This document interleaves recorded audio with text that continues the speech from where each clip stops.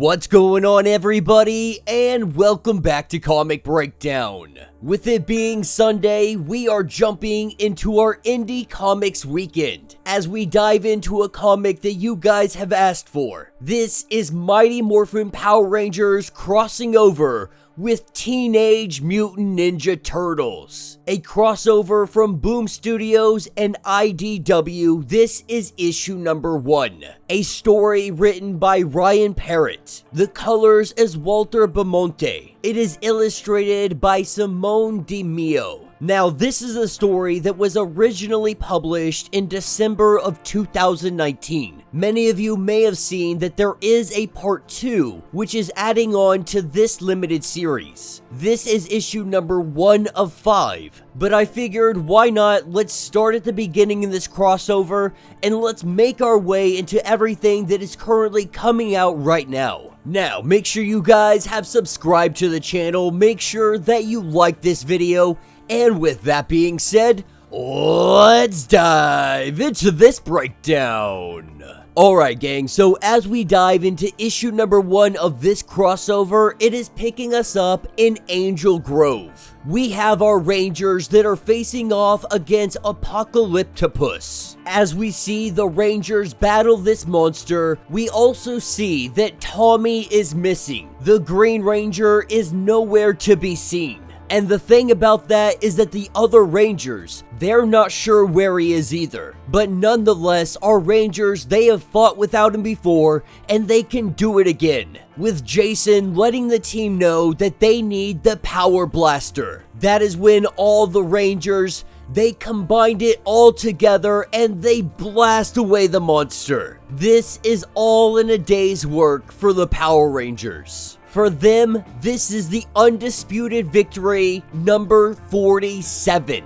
And I think that is going to be kind of important as we move on through this series. Because the Power Rangers, they're not a team to lose. At least in comparison to the next team. That, of course, is the Teenage Mutant Ninja Turtles. As we jump over to New York City, that is where we have them facing off against the Foot Clan.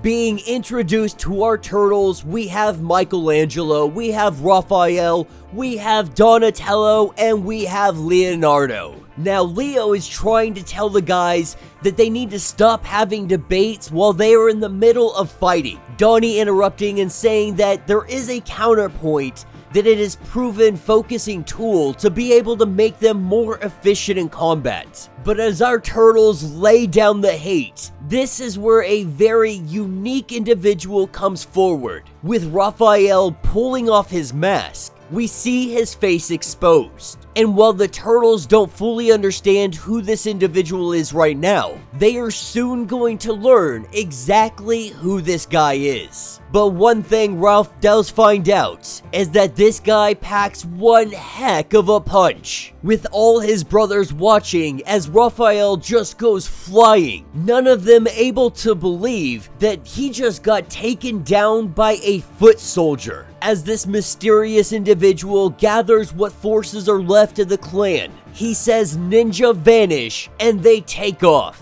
Being able to get out of here before the Turtles are able to intercept them, Donnie and Mikey can't help but take the opportunity to really rub salt in the wound. Raphael, his pride is so severely hurt in this situation, but they are thinking, what can we call this new foot soldier? Maybe Ultrafoot, maybe the Foot Super Soldier, or maybe just Steve. Now, this is when Leo comes over and says to kind of lay off him, but he also goes to say that sometimes even a win can feel like a lose. That is what jumps us back to Angel Grove. As 4 of our Rangers sit down, they have a conversation with Trini, Zach, Jason, and Billy all sitting down. What they are talking about is why do they always have to save the world? Because this does interfere with their schoolwork. It does interfere with their personal lives. Trini is really saying that she wishes they could have a small break, that it doesn't always have to be them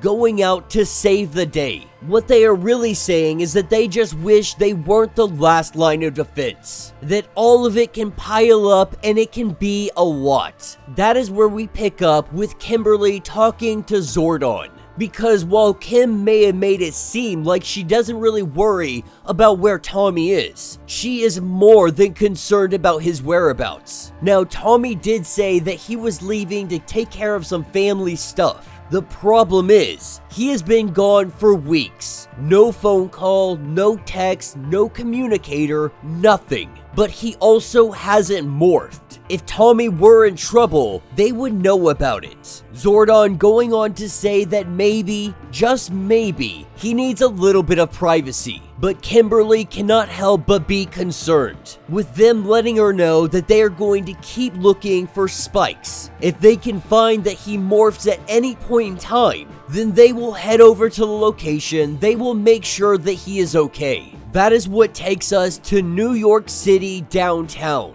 The Foot Clan currently having a little powwow. We are seeing that one ninja is being bestowed some honor. That ninja, he just so happens to be Tommy, because Tommy is in the Foot Clan. With him being taken to the side, Tommy has a conversation with his master, with Master Karai giving him some instructions from her master. We know that to be Shredder. He has been showing great improvement. He has been very impressive the 3 weeks that he has been here. And so now he is getting his very own task. And while the master is very hesitant about Tommy, not sure what side he is on, not sure what he is actually up to, at least for the time being, he has their confidence, though they are watching him like a freaking hawk.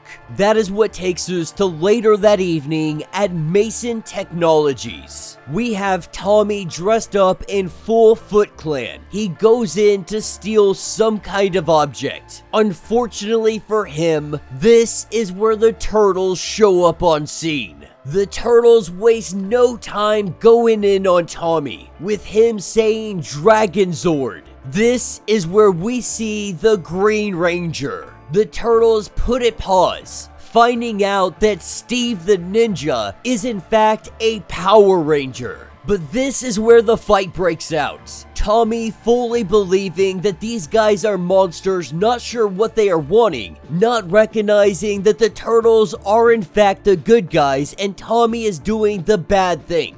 And the Ninja Turtles, they are quickly learning that Tommy is a very skilled individual. Meanwhile, on top of the roof, that is where we have the Rangers coming in, with them picking up Tommy's Morphin signature. They look around to find him, only for him to be thrown through a freaking wall. The Rangers seeing the Ninja Turtles coming out, everybody in a little bit of confusion, because now they are facing off against freaking Ninja Turtles. But our heroes, they waste no time. We see this fight kicking off. Turtles versus Rangers. Leo versus Jason. Billy versus Donnie. Zach versus Mikey. And while they are all currently preoccupied, in the midst of all their fighting, they are also admiring one another's weaponry, their skills, their ability, their talent to be able to fight. You know, the Rangers, they obviously believe that these Turtles were sent from Rita. The Turtles, they are believing that these guys were sent from Shredder, or that they are working with Shredder, which confuses the Turtles just a little bit because they know the Rangers are supposed to be the good guys. So why would they possibly be working with Shredder? That is what picks us up with Tommy and Kimberly. Tommy looks like he is trying to sneak off. Kimberly is trying to simply figure out what the heck is going on.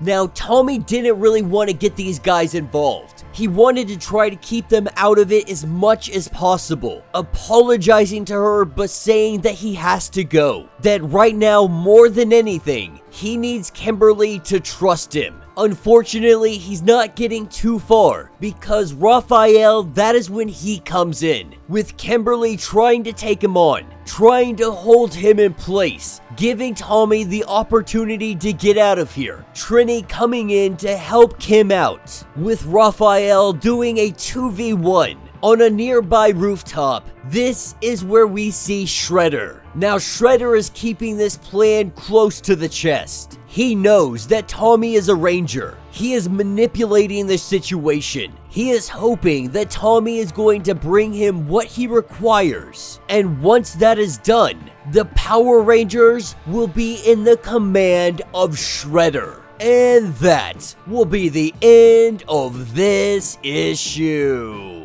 So let me know what you guys think down in the comments. Definitely a fun issue, one I am very excited to dive into, because I'm going to be completely honest. There are only a handful of Power Ranger and Ninja Turtle comics that I have actually dived into. For me, the love of Ninja Turtles and Power Rangers, it comes from being a kid in the 90s. I was born in 1990, so I grew up that entire decade watching Power Rangers, watching Ninja Turtles. But personally, I never truly dived in to everything going on in this medium. That's why I do enjoy covering things like this and The Last Ronin. But so far, this is a very, very promising series. What we are seeing is that Shredder is manipulating the situation. It appears that he is trying to take command of the Power Rangers, and once he has command, he is going to use them to take down the Turtles once and for all. This is definitely a great start, and I really see Tommy, he's going to regret this. That's usually what these stories come down to, is Tommy going out on his own, doing his own thing, but then quickly realizing that teamwork, family, the people, the kids you grew up with, this is stuff that truly matters. They know you inside and out. They got your back.